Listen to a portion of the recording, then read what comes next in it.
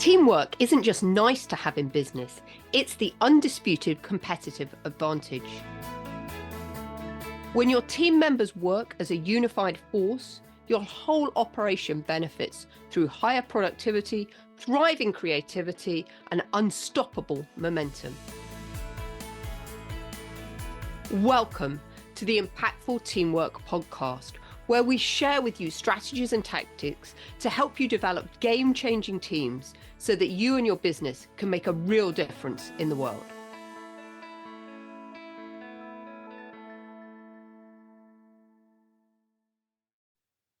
So, how do you lead and influence people in a matrix organization? People in different divisions that you need to influence in order to get things done. This is going to be the topic of this week's Impactful Teamwork, and super delighted to be here with you again today. For those of you that don't know me, I'm Julia Felton. I'm going to be your host and guide while we delve into this subject of influence and collaboration in a matrixed organization.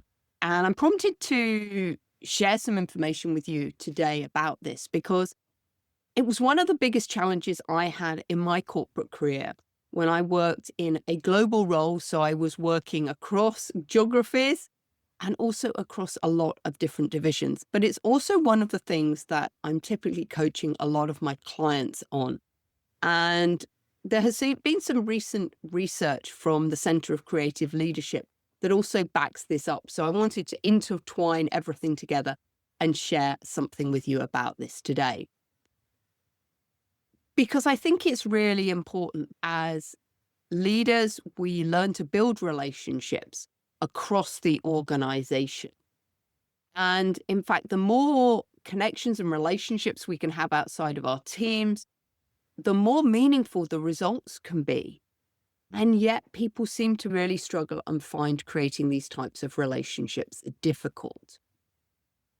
I think in today's organizations more than ever, where our organizations are defined by complexity and interconnectedness, we have to transform and protect what we call our boundaries within the organization. I think successful leaders today are those who can work with a variety of colleagues in different positions, different business functions, backgrounds, locations, and experience. The Center for Creative Leadership refers to this as something called boundary spanning leadership. And they define it as the capability to establish, direct, align, and commit across boundaries in service of a higher vision or goal. So what's an example of that? Representing your team to stakeholders, working on projects across departments, seeking information from outside experts. And this collaboration is important at all levels of leadership, across all groups and teams, and across the larger organization and systems. And what are the benefits of spanning boundaries? I think leaders who effectively collaborate across boundaries in the workplace have the advantage when faced with solving problems, creating innovative solutions, and evolving to thrive in today's interdependent, complex world. And what are some of the benefits? They are increased organizational agility to respond to the dynamic marketplace, breakthrough innovations across the organization, the achievement of mission-critical bottom-line results, and an engaged and empowered workplace at all times, flexible cross-functional learning capabilities to solve problems and adapt to change, better manage risks and rewards through enduring cross-sector partnerships, high-performing virtual remote and hybrid teams, and a global mindset and cross-regional collaboration. And what some of the research from the Center for Creative Leadership discovered was that people who consistently spanned boundaries, in other words, created relationships with people in different areas of the organization, were seen as more influential within their teams, while those who failed to make these connections were granted far less influence. And I know from my own personal experience of working at Deloitte and Arthur Andersen, the power of forming relationships with people in other teams and other divisions across the organization. So let me just share one example with you. I used to get a lot of my work printed. I had monthly reports going out to my clients, hundreds and hundreds of them. So I always needed those to get printed at the end of the month. And in usual fashion, there was usually a pretty tight deadline to get that stuff turned around. Now, not consciously, I've got to admit, this was something that happened very unconsciously. I actually formed a really great relationship with all of the people in the print room. And I used to go down and get my printing and talk to them. And we just had a bit of a rapport going on. What I do know is every single time I was up with a pressure deadline, these guys always got my printing out on time and they always jumped me up the queue. And I didn't probably really appreciate that at the time. But looking back on it, I feel really fortunate. And one thing that really stood out to me was when I was made a director of the firm and an internal email went out announcing all the promotions and the fact that I'd been promoted to director. And I've been going down to the print room for years and years collecting my own printing. And I never forget the guys in the print room saying to me that day, they're like, "Julia, are you a director of the firm?" I was like, "Yeah." And they were so shocked that somebody at the level of director was coming down to get their own printing. But as I said, the rewards for me doing that in terms of what I was able to get done for my team were incredible.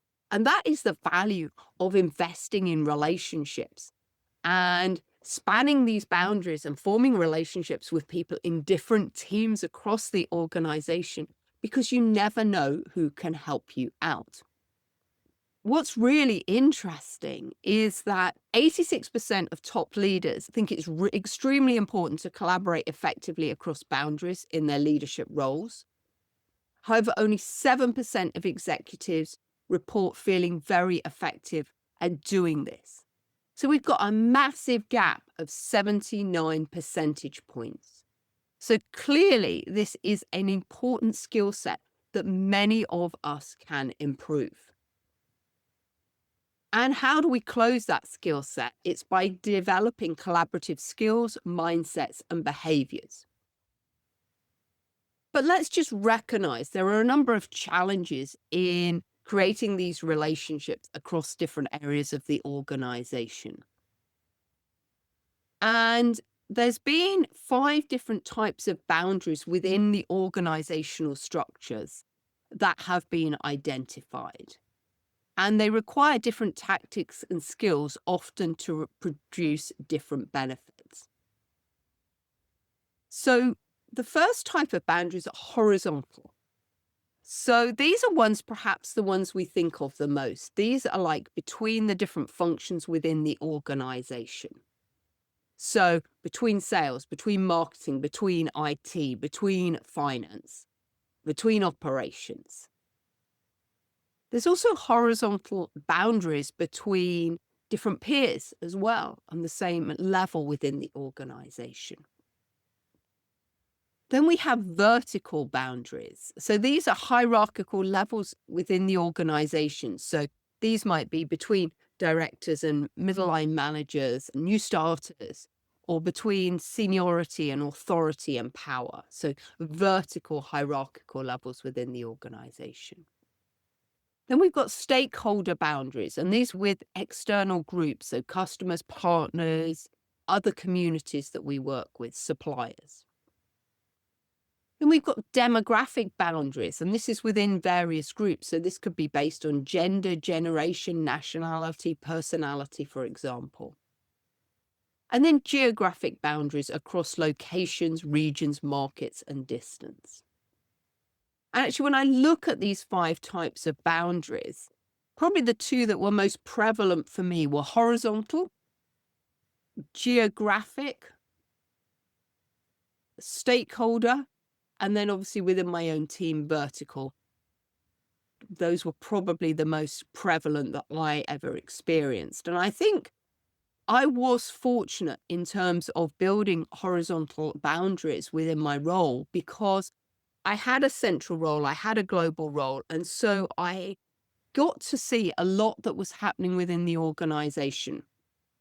And some of you will know that one of my biggest frustrations working in the corporate sector was all the wasted time, energy, and resources I often saw because I interacted with a number of different parts of the organization. And I often knew that one team was working on a project and another team was working on a similar project. And there was the opportunity to share resources and collaborate, but they didn't know about each other and they didn't know that could exist. So I often was a conduit between hooking people together. CCL, the Center for Creative Leadership's research showed that horizontal boundaries are the most valuable for leaders, but they're also the hardest.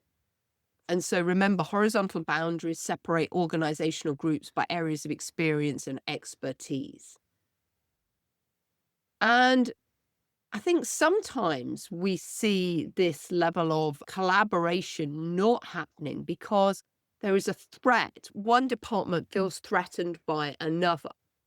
And so they hoard resources and don't share them with one another. But what the research showed was facilitating cross-functional collaboration is one of the most common issues leaders face, and it speaks directly to the challenge of a lack of collaboration. And what the research also showed was that people are more likely to drop these types of relationships once maybe they feel in any way threatened within the organization, or once they feel they've got enough from that department for that particular project, they move on. And what I would encourage you to do as a leader is maintain as many of these relationships as you can. You never know when you're going to need to pull on them in the future. And the fact that you've invested time and energy in building that relationship is very powerful. And why is that? I think it's because what we tend to find is these relationships get dropped because they're actually more difficult to maintain than having a relationship with somebody in your own team. And yet, of course, the irony is that these horizontal boundaries are a great conduit for sharing of new information and ideas. The more, if you think about them as feelers that you've got out into other divisions in other areas of the organization, the more you'll know about what is going on within the organization and how that's going to impact you and your team, either positively or negatively. A really unintended consequence of the matrixed and regional structures that we find in many organizations nowadays is that unintentionally we have created walls between groups that need to be collaborating together. When this happens, managers and leaders end up spending a lot of time silo busting, breaking down the silos between these different groups that unintentionally they had created. We've also got to remember that boundary spanning also entails creating robust ties to our external stakeholders across the teams. And the research found that effective boundary spanning emerges largely due to strong team-to-team relationships. So the better our relationships between teams, between our customers, between us and our suppliers, the better the results will be for the organization. Now, what about vertical boundaries? These are boundaries within different levels of seniority and authority and power. And interestingly, the research showed that vertical boundaries were the least frequently cited challenge in terms of building relationships.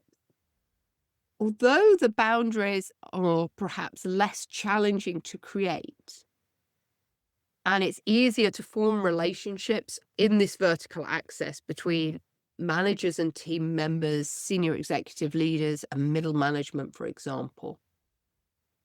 What's really important in order for these relationships to flourish and for us to have effective relationships, it's really important that we create that psychological safety. Because otherwise, team members aren't going to feel comfortable voicing their concerns and sharing information, particularly up the hierarchy. So just think about that. If we want to build better relationships in the vertical sphere between different levels within the organization, we've got to be seen as trustworthy. We've got to be seen as reliable. We've got to be seen as confidential. We've got to be seen as supportive, and we've got to create that culture where people feel that they can share. It's really important, though, that whilst vertical boundaries are perhaps the easiest for us to create and maintain, we need to be careful that we don't fall into the trap of those are the only boundaries that we're working on. Otherwise, we quickly find ourselves in a siloed organization where our expertise remains locked within just a set pocket within the organization. So what's the solution? The solution for most business challenges often rests at the intersection of multiple boundaries. And this is why truly effective leadership involves creating direction, alignment, and commitment across these key boundaries. Because most leaders find it difficult to lead outside our box in the organizational chart, across the lines of stakeholder interests, or beyond the borders of the division that we represent. And sometimes the effort involved in actually collaborating across borders can at times feel taxing and straining. It can be done. I've done it. I didn't really appreciate all of this that I'm sharing with you at the time, but I guess I naturally had to do it because that is what my job needed. I think of a time when I was working in the global role. We wanted to launch a hotel performance survey down in South Africa. So I needed to interact and build relationships with the head of the Deloitte division down in South Africa. And then I needed to build relationships with the associate that they had put on the ground to lead the project for them. So I was having to work across geography, across function, across vertical, across different levels within the organization as well. I think I just naturally did it because it was something that I had to do. Nothing would happen within my team if I didn't build those relationships, because I was always reliant on the partners within other countries to help support me in enrolling hotels into the hotel benchmark survey, and then to distribute and get visibility within their countries about the value of the survey and how it could help the industry out there, which of course in turn helped the local managing partner in that country gain a higher profile through press and potentially bring in more work. So we were creating a win-win within this relationship. So what are 3 universal strategies that organizations can use to effectively span the boundaries? And the first one is managing the boundaries. The first step to spanning boundaries is to create or strengthen them if some already exist. Seek to understand the unique value set, skills, and expectation that members of your team and those on other teams bring to collaborative work. Well-managed boundaries build this psychological safety and respect that we've been talking about. The second strategy is around forging common ground. By cultivating and nurturing relationships with people of diverse backgrounds, disciplines, and roles. When we connect on a personal level, we build trust and we're able to have more candid communication. So we want to really identify issues, priorities, and challenges which can collectively build and mobilize towards a more common goal. And finally, a third universal strategy you might consider is discovering new frontiers by combining the unique capabilities within your team with those of others. So when you can build that on the previous strategies of managing boundaries and forging common ground, you can develop a highly informed, opportunistic, and agile network that functions as a team of teams. And groups weave and link with different differentiated expertise, experience, and resources, but they're guided by that integrated vision and strategy to support the innovation, transformation, and reinvention. That's really what I was doing in my role in corporate. I was discovering these new frontiers and bringing different people together in order to create something new that had never been seen before. So managing boundaries clarifies how to operate with one another, and it is the foundation upon which collective outcomes are built. And if the foundation is insecure, anything built on it is compromised. So what are some of the tactics for managing these boundaries? We might think about creating a boundary-spanning team charter to clarify the shared purpose as well as roles and responsibilities. And you can have a team create a charter for their own group and then share that with each other. It's also about asking powerful questions of one another to learn about other partners' values and assumptions. You might want to consider allowing team members to shadow one another for half a day and then share insights afterwards. And also practice putting on the other shoe by taking time during, say, internal meetings to ask the group, how would our partner think about this? And when we've identified and managed the boundaries facing the team, then we're able to prioritize common ground. The tactics for forging foreign ground are around things like seeking out connection with other groups you don't interact with, because they may add value. You maybe want to link with a couple of your team's immediate stakeholders who you normally interact with. When engaging with collaboration outside the team, make time for personal updates, and this can deepen these relationships. And this is why we've been talking a lot about conscious connection. This is when we're making time to actually learn and build relationships and build rapport with other people. So it's just not always about the work that needs to get done. We want to take a vested interest in finding out about the other person. And it's always good to bring different groups together to discuss ongoing conflict and invite different perspectives on the issue. Because this is a way that we can strive to identify areas of agreement which can be built upon whilst respecting differences. And I think as leaders, one thing we really need to be conscious of is the fact that sometimes we can create performance targets that reinforce this silo mentality.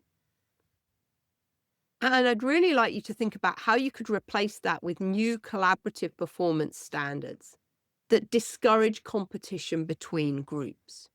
I've seen this time and time again when one of the reasons for the lack of collaboration between areas is that if one team needs to give up a resource, it means that they might not meet their target and the other team will. So you can understand why people are reluctant to do it, but actually Team A needs to give up their resource to Team B, because only if Team B has the resource will we be able to meet the customer demands. So we've got to think about the picture a lot more holistically rather than just hoard resources within our own team. So one of the things I would also encourage you to do is think about the law of Kaizen. I'm not suggesting you need to go out and form loads and loads of relationships and span boundaries all at once. Sometimes just that 1% shift by maintaining just one or two additional connections can reap meaningful benefits. And finally, some tactics for discovering new frontiers. One of the things you could do here is within your organization, you could partner with an organization in a completely different sector to tackle a shared problem. So within corporate, I formed a joint venture with actually my US competitor. And some of you might think that's strange, forming a joint venture with your competitor, but we were geographically different. They did the US and Canada. I did performance metrics in the rest of the world. And this is incredibly beneficial for all of us because we got to share data between ourselves. But importantly, it now meant that we could provide a one-stop shop to our customers, the global hotel industry that really wanted that. They didn't want different data providers for different regions of the world. They wanted a seamless one-stop shop for everything. So actually joining with a competitor could actually be really beneficial for you and your customers. You also might want to experiment. We talked a lot about experimentation on the podcast. Small scale projects that cross boundaries, something where you can gain experience, put your toe in the water and see what's worked. And finally, I'd really encourage you to challenge any existing boundaries that seem to impede collaboration. They really deserve to be removed or reinvented. One of the things I have observed is that effective leaders find ways to generate change and co-create innovative solutions and contribute to their organizations and communities by spanning these boundaries each and every day. And so that would be my invitation to you today, is to think about how can you build relationships that span boundaries within your organization? What are you intentionally going to try and do this week? What's one relationship that you can start investing in to build with somebody in a different area? Whether that's spanning horizontal boundaries, vertical boundaries, stakeholder boundaries, demographic boundaries, or geographic boundaries. What are you going to do today that will start making a massive difference in the years to come? So I hope you found that really insightful, because building relationships that span these different areas of the organization is absolutely vital for your own personal success, your team's success, and overall the business's success. The more that we have relationships with people in other teams, the more that we know what they're doing, the more we can collaborate together, and the more effective the organization can be. So I really hope you've enjoyed that episode. And until next time, I hope you have an amazing week. Bye-bye.